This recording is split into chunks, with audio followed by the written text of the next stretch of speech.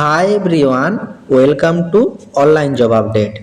Indian রেলওয়ের তরফ থেকে ফাইনালি RRB यानी रेलवे रिक्रूटमेंट बोर्डेर तरफ থেকে নার্সিং ক্যাটাগরি সহ প্যারামেডিক্যাল ক্যাটাগরি মিলে টোটাল ৩৯ রকম পদের বিপুল পরিমাণ শূন্যপদ রিলিজ করা হয়েছে। তার ভিতর নার্সিং ক্যাটাগরিরও ভ্যাকেন্সি আছে, যেটা নার্সিং সুপারিনটেন্ডেন্ট পদে। অতএব ফাইনালি 2026 RRB নার্সিং সুপারিনটেন্ডেন্ট পদের ভ্যাকেন্সি কিন্তু রিলিজ হয়ে গেল। এইখানে তোমরা যারা যারা জিএনএম, বিএসসি বা post basis BSc nursing pass out আছো, সকল ক্যান্ডিডেট অ্যাপ্লাই করতে পারবে। তো এইখানে তোমাদের এলিজিবিলিটি ক্রাইটেরিয়া কি চাওয়া হয়েছে, এসেনশিয়াল কোয়ালিফিকেশন কি চাওয়া হয়েছে, স্যালারি কি রাখা হয়েছে, সিলেকশন প্রসিডিওর কি রাখা হয়েছে, কিভাবে তোমরা অ্যাপ্লাই করবে, যাবতীয় আপডেট স্টেপ বাই স্টেপ জানিয়ে দেব আজকে এই ভিডিওর মাধ্যমে। ভিডিওটি তোমাদের জন্য ভীষণ ইনফরমেটিভ হতে চলেছে, তাই তোমরা ভিডিওটা স্কিপ না করে শেষ পর্যন্ত দেখতে থেকো এবং তোমাদের যতগুলো হোয়াটসঅ্যাপ গ্রুপ আছে প্রত্যেকটি গ্রুপে ভিডিওটি বেশি বেশি করে শেয়ার করো। যারা এখনো চ্যানেলে নতুন, এই রকম লেটেস্ট জেনুইন চাকরির আপডেট এবং ফর্ম ফিল আপের ভিডিও সবার আগে দেখার জন্য চ্যানেলটি সাবস্ক্রাইব করে সাথে থেকো এবং ভিডিওটি ইনফরমেটিভ মনে হলে একটি লাইক দিয়ে যেও। এইখানে টোটাল ৩৯টা রকম যে পদের ভ্যাকেন্সি রিলিজ করা হয়েছে তাদের এইখানে তোমরা ডিটেলসে দেখতেই পাচ্ছ যে RRBর তরফ থেকে বিভিন্ন রকম পদের ভ্যাকেন্সি কিন্তু রিলিজ করা হয়েছে। তার ভিতর কিন্তু তোমাদের নার্সিং ক্যাটাগরিরও ভ্যাকেন্সি কিন্তু এইখানে ইনক্লুড করা আছে। টোটাল বিভিন্ন রকম পদের আছে। তো যারা যারা এই সব পদের জন্য এলিজিবল তারা তোমরা সেই পদগুলোতে অ্যাপ্লাই করে নিও এবং যারা যারা জিএনএম, বিএসসি বা পোস্ট বেসিস বিএসসি আছো তোমাদের জন্য কিন্তু ৩৪ নম্বরে কিন্তু নার্সিং সুপারিনটেন্ডেন্টের পদের ভ্যাকেন্সি কিন্তু রিলিজ করা হয়েছে RRBর তরফ থেকে 2026-এ। এই নার্সিং ক্যাটাগরি সহ বিভিন্ন যেসব পদের ভ্যাকেন্সিগুলো তোমাদেরকে দেখানো হলো, এইখানে তোমাদেরকে কিন্তু অনলাইনেই অ্যাপ্লিকেশন সাবমিট করতে হবে এবং সাবমিট করার জন্য অফিসিয়াল যে ওয়েবসাইট www.rrccr.com এই ওয়েবসাইটে গিয়ে তোমাদেরকে কিন্তু অ্যাপ্লিকেশন সাবমিট করতে। এইখানে তোমাদের ইম্পর্টেন্ট ইনস্ট্রাকশনে যেটা জানানো হয়েছে, তোমাদের কিন্তু সিলেকশন প্রসিডিওর রাখা হয়েছে। এক্সামিনেশন পদ্ধতিতে তোমাদের কিন্তু সিলেকশন করানো হবে। এইখানে তোমাদের কিন্তু সিবিটি বেস এক্সাম থাকছে এবং তার সঙ্গে তোমাদের অ্যাপটিটিউড টেস্ট এইসবের মাধ্যমে তোমাদের কিন্তু সিলেকশন প্রসিডিওর করা হচ্ছে RRC এবং RRB এই দুটো পোস্টেরই জন্য। এইখানে তোমাদের স্টেজ অফ এক্সামিনেশন যেটা থাকছে, তোমাদের at first CBT base exam হবে, তারপর যেসব পোস্টের স্কিল টেস্ট বা তোমাদের অ্যাপটিটিউড টেস্ট থাকছে তাদের সেই টেস্ট হবে দ্বিতীয় স্টেজে এবং তোমাদের কল লেটার, কল লেটার তোমরা কিন্তু যে অফিসিয়াল ওয়েবসাইট আছে সেই ওয়েবসাইটে গিয়ে তোমরা ডাউনলোড করে নিতে পারবে। এইখানে তোমাদের এজ লিমিট যেটা চাওয়া হয়েছে 42 বছর বয়স পর্যন্ত কিন্তু অ্যাপ্লাই করতে পারছো জেনারেল ক্যান্ডিডেটরা, ওবিসিরা 45 বছর পর্যন্ত এবং এসসি এসটিরা 47 বছর বয়স পর্যন্ত কিন্তু এই নার্সিং পদের জন্য অ্যাপ্লিকেবল। নার্সিং সহজে বিভিন্ন রকম পদ আছে, সব পদের জন্য কিন্তু অ্যাপ্লিকেবল। এইখানে তোমাদের কাট অফ যে ডেট, সে কাট অফ ডেটটা কিন্তু জানানো হয়েছে। এজ গ্রুপ যেটা রাখা হচ্ছে, লোয়ার ডেট অফ বার্থ তোমাদের রাখা হয়েছে 1/7/2008 এবং আপার ডেট অফ বার্থ যেটা থাকছে জেনারেল ক্যাটাগরির জন্য 7/2/1984 এবং ওবিসিদের জন্য 2/7/1981, এসটিদের জন্য কিন্তু থাকছে 2/7/1979। এই এজ ডেট অফ বার্থের ভিতর তোমাদের যারা যারা এজ থাকছে তারা কিন্তু এই পদগুলির জন্য অ্যাপ্লিকেবল এবং এইখানে তোমাদের জানানো হচ্ছে যে no age relaxation allow with SC ST OBC non creamy layer candidate apply the against unreserved vacancy. মানে কোনো ক্যান্ডিডেটের যদি কাস্ট সার্টিফিকেট থেকে থাকে, সেটা যদি নন ক্রিমিলিয়ারে না থাকে তাহলে কিন্তু তোমরা এজ রিল্যাক্সেশন পাবে না, কারণ তোমরা সকলে জানো সেন্ট্রাল গভর্নমেন্টের জন্য নন ক্রিমিলিয়ার দরকার আছে। নন ক্রিমিলিয়ার থাকলেই শুধুমাত্র তোমরা এজ রিল্যাক্সেশন পাবে, এটা কিন্তু বোর্ডের তরফ থেকে জানিয়ে দেওয়া হয়েছে।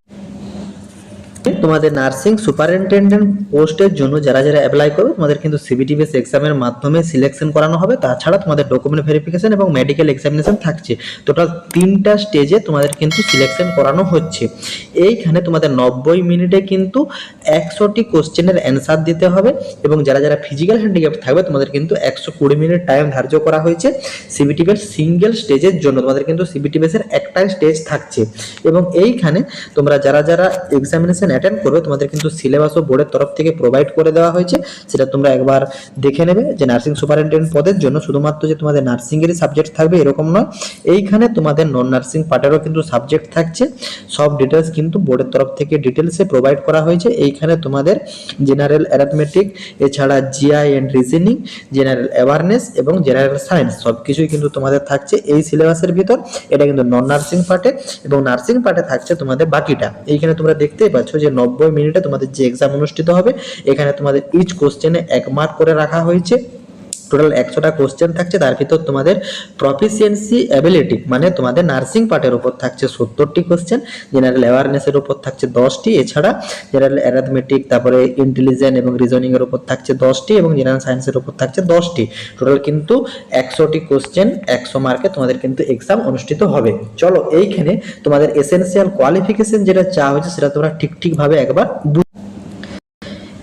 এখানে পোস্ট অফ প্যারামিটার্স যেগুলো থাকছে, সেইখানে নার্সিং সুপারিনটেন্ডেন্ট পদের জন্য ভ্যাকেন্সি কিন্তু রিলিজ করা হয়েছে। এইখানে তোমাদের 7th সিপিসি লেভেলের স্যালারি কিন্তু থাকছে। পে লেভেল 7 অনুযায়ী, সেন্ট্রাল গভর্নমেন্টের যে পে লেভেল 7 অনুযায়ী স্যালারি থাকে সেই অনুযায়ী তোমরা স্যালারি পাচ্ছ। মানে তোমাদের কিন্তু এখানে জয়েনিং স্যালারি কিন্তু প্রায় 85 থেকে 95 এর কাছাকাছি কিন্তু তোমরা জয়েনিং স্যালারি পাবে। এবং এইখানে ডিপার্টমেন্টাল থাকছে, মেডিকেল ডিপার্টমেন্টে তোমাদের রিক্রুটমেন্ট করানো হচ্ছে। এইখানে তোমাদের ফিজিক্যাল হ্যান্ডিক্যাপদের যে সুইটেবিলিটি সেটাও তোমাদেরকে কিন্তু ডিটেলসে জানানো হয়েছে। যারা যারা ফিজিক্যাল হ্যান্ডিক্যাপটের আওতাতে আছো তারা কিন্তু একবার দেখে নেবে তোমাদের কোন কোন পার্টে কি কি ডিস্ট্রিবিউট করা আছে। এবং এইখানে তোমাদের যে কোয়ালিফিকেশন, সেই কোয়ালিফিকেশনটা কিন্তু প্রেসক্রাইব করা আছে, এটা তোমরা একবার ইন ডিটেলসে সঠিকভাবে দেখে নাও। দেখো এইখানে তোমাদের certificate as register nurse and midwifery having past 3-year course in a general nursing and midwifery from a school of nursing or other institute recognized by the Indian Nursing Council। মানে তোমাদের কিন্তু একটা সার্টিফিকেট থাকতে হবে, valid registration certificate, যারা যারা GNM pass out করে আছো। এবং তোমাদের কিন্তু জিএনএম এর 3 ইয়ারের কোর্স হতে হবে, এবং তার সঙ্গে তোমরা যে ইনস্টিটিউট থেকে পাস আউট করে আছো সেই ইনস্টিটিউটটা কিন্তু তোমাদের আইএনসি রেজিস্টার হতে হবে, তাহলে কিন্তু তোমরা অ্যাপ্লাই করতে পারবে। এক কথায় তোমরা যারা যারা উড়িষ্যা নার্সিং কাউন্সিলিং এর আন্ডারে আছো, মহারাষ্ট্র নার্সিং কাউন্সিলিং এর আন্ডারে আছো, কর্ণাটক নার্সিং কাউন্সিলিং এর আন্ডারে আছো, বা আমাদের ওয়েস্ট বেঙ্গল নার্সিং কাউন্সিলিং এর আন্ডারে আছো, এনি স্টেট রেজিস্ট্রেশন সার্টিফিকেট থাকলেই কিন্তু তোমরা অ্যাপ্লিকেবল, বাট তোমাদের কিন্তু আইএনসি রেজিস্টার থাকতে হবে। ঠিক সেই রকমই বিএসসি নার্সিং পাস আউট হলেও তোমরা কিন্তু অ্যাপ্লিকেবল। তোমাদের কিন্তু সেম, তোমরা Orissa nursing counselling, Maharashtra nursing counselling, Karnataka, Andhra Pradesh যে কোনো স্টেট থেকে পাস আউট করে থাকো না কেন, কলেজটা কিন্তু আইএনসি রেজিস্টার হতে হবে, তাহলেই কিন্তু শুধুমাত্র তোমরা অ্যাপ্লিকেবল। এইখানে তোমাদের কিন্তু আরেকটা ক্রাইটেরিয়া জানানো হয়েছে, এইখানে কিন্তু কোনোরূপ এক্সপিরিয়েন্সের কথা কিন্তু জানানো নেই প্রেসক্রাইব কোয়ালিফিকেশনে।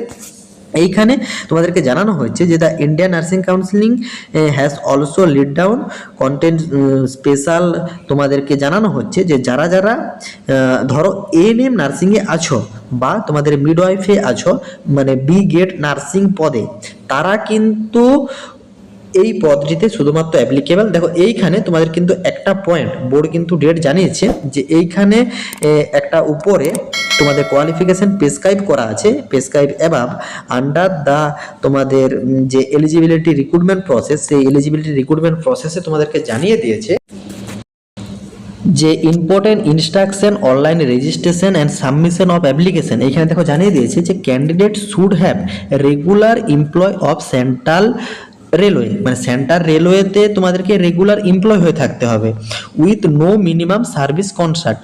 এবং তার সঙ্গে তোমাদের আরও জানানো হচ্ছে যে candidate who have resign or transfer from central railway will not be eligible to appear in the examination. মানে কোনো ক্যান্ডিডেট যদি সেন্ট্রাল রেলওয়ে থেকে রিজাইন দিয়ে থাকে বা ট্রান্সফার হয়ে থাকে, তারাও কিন্তু এই ফর্মটির জন্য অ্যাপ্লিকেবল নয়। শুধুমাত্র যারা আছে এবং ওই এএনএমএ বললাম বা মিডওয়াইফে আছে, তারা কিন্তু আরআরবি নার্সিং সুপারিনটেন্ডেন্টে কিন্তু অ্যাপ্লাই করতে পারে। শুধুমাত্র এই যে ভ্যাকেন্সিটা 2026-এ নতুন বেরিয়েছে, এই ভ্যাকেন্সিটাতে পরবর্তীতে ফ্রেশ ক্যান্ডিডেটদের জন্য আবার কোনো ভ্যাকেন্সি আসবে, কিন্তু এই ভ্যাকেন্সিটা অনলি ফর যারা যারা এখন সেন্ট্রাল রেলওয়েতে কর্মরত আছো রেগুলার এমপ্লয়ি হিসাবে, তারাই কিন্তু অ্যাপ্লাই করতে পারছো।